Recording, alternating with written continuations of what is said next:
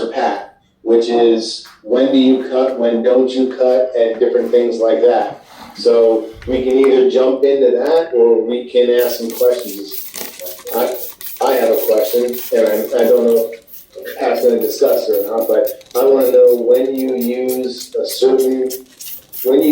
isomet versus the normal saw, and besides worrying about halite crystals, salt crystals, why would you cut with alcohol? It seems like a much more expensive and risky process. So I don't know if Pat had that on his agenda or not, but if it wasn't, you can work it in now. Yeah, we can work it in. Okay, well, so again, not no doctor. I don't play well on TV or YouTube. But we were talking some about cutting and about the economics of cutting and the economics of classification. So first, before I get into the deep into that, the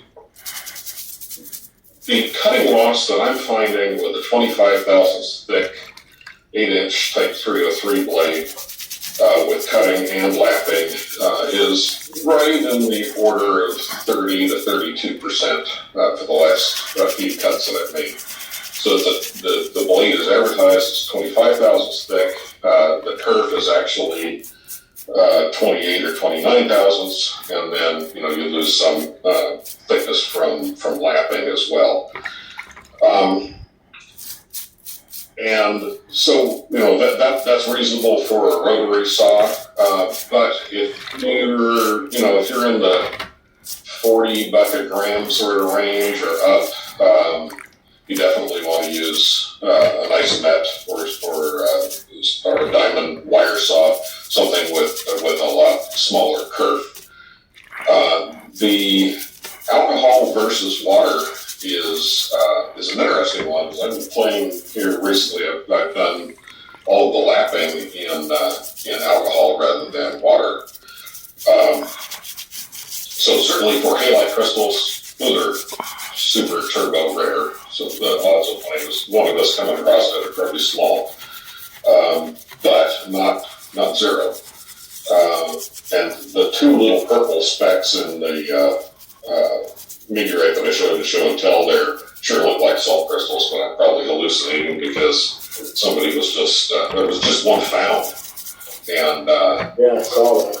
really classified with halite crystals, and the write-up in the meteoritical bulletin for that one was really interesting. So I did a hypothetical start to finish. So let's say we start with a 350 gram stone, and let's imagine we paid $2 a gram for it. So we got $700 in the stone. If we classify without doing oxygen isotope ratios, that cost is on the order of $350. So now we've got $1,050 in this rock. Let's imagine that we're going to cut 2.5 millimeter thick slices. It's metal definitely in that rock. So about 32%. That part is metallic, but this part is a soft metallic. So we started with Right, like this part, like when I hit that shit, it was hard as hell to chip this motherfucker. I finally got a chip off of it. It felt like this is some type of metal, man. I don't know. I was hitting that shit with a sledgehammer. I know motherfuckers is like, if you think it's some fancy shit, I don't know. They always tell me something different anyway. They always try and rob me and get over on me anytime you find something good. But this is a sharp little part right here. Like, I wonder when they was doing the road work if they hit it and then just like threw it to the side or something. Cause that's a sharp little, I don't know. But we'll see what it looked like when it's dry. But this little part, you can see it. The camera, see with my eye, I can't see it. But the camera, looking through the camera, I can see that metal part right there. I can see it right there. And I'm gonna pause this and get the magnet. That's quite common practice for the more expensive material. I got the magnet.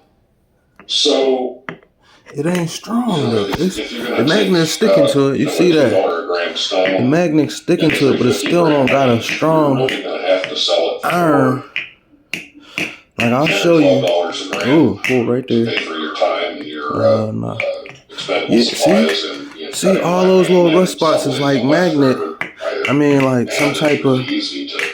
That's why I'm wondering, like, is this whole thing metal or something? Oh, cool, good right here too. When we start talking about, stones of 1.3 kilos and up, man, I think this whole thing is metal. Oh, so that would mean that. Hold on. So if it's metal, hold on. I don't know. A big chunk of metal. Oh, cool. Bullet right there. Or you can spread it over 8.3 kilos. This one is also later in the main mass, but that was certainly a classification with Daniel right now. So I didn't even know the whole thing. But it ain't a strong pull. I don't get it though. So it's definitely some type of iron or something in there, but it ain't strong. This thing is heavy. Like if I let this motherfucker look, I'm gonna drop this shit on it. Like that shit's heavy, and so it ain't a pull like that. I don't know what it is. I was thinking this thing is all metal too, but it got them air holes in it, and I'm just thinking it's some type of rock. And then they got a glitter to it. Depending on how you want to cut it, the thinner you slice, the more your cut. I ain't never seen a chunk of metal like this. The best that I've done is like I split a 200 gram. I think it's a meteorite though. And I was told to just bifurcate it, get it as close to even half as possible, so it's a single cut. What was they saying about metallic? To maximize surface area. I got a torch. I wonder if I should hit it with the torch and see 12 or 13% if it starts to melt. But it barely got a magnetic pull. Strong as this thing is. Like, all right, look. Here goes my motor. Boom. You see that shit? Look, now that's my motor. That's one of my motors. You hear the way that pulled to the mower? That shit pulled to the mower. It got a magnetic pull to it. Look, even this. But this don't got that pull like that. It got a pull to it, but it's real.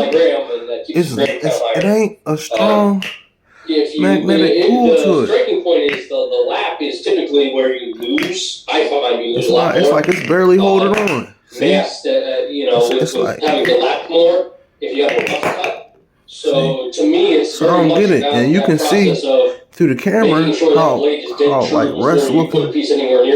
That rusted look to it, and now that I'm looking at it, because I ain't look at it, I saw it, I'm just like, oh man.